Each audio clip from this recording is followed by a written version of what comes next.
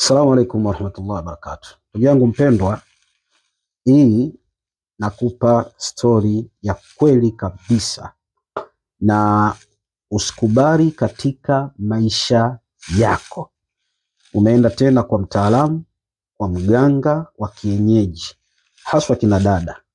Dada mmoja alienda kwa mtaalamu akawa anataka dawa ya ndele. Akachanjwa chale 12 katika miguu, akachanjwa chale 4 katika mikono, akachanjwa chale 2 hapa na hapa, akachanjwa 2 hapa, akachanjwa nyingine na nyingine akachanjwa juu. Ndele ni dawa ambao wamekuwa wakitumia wataalamu wa tiba asili, waganga baadhi yao. Alipochanjwa yule dada, nia amtengeneze mume wake, lakini matokeo yake ile chanjo ikamletea madhara ya kuanza kuvimba mwili wake na kupata allergy. Mume wake alipompeleka hospitalini, alipopimwa kwa madaktari wake bingwa, akagundulika kwamba amechanjwa chale. Kumuuliza, chale umepata wapi? Akasema, ilienda kwa ajili ya shida zangu.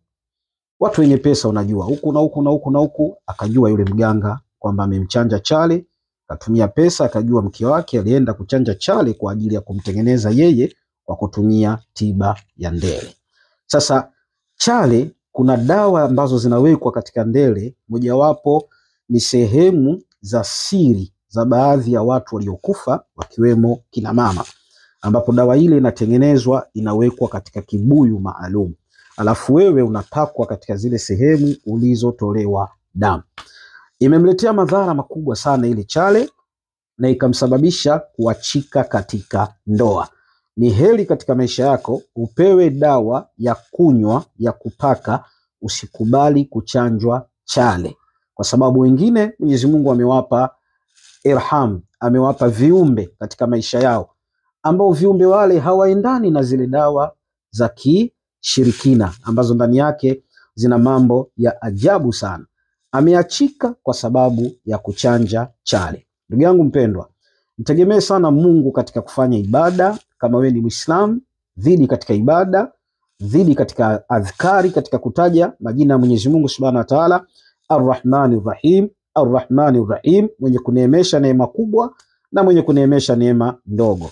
Leo nawatahadharisha haswa wadada, msikubali kuchanja kitu kinachoitwa chale. Usikubali kabisa. Endelea kunifuatilia na tahadhari hiyo, mtu kaacha ndoa kwa sababu ya chale. Mafuta yetu mujarabu matukufu bado tunaendelea, nipigie private, nitakupa siri ya haya mafuta ambayo leo yanagombaniwa. Alamsiki.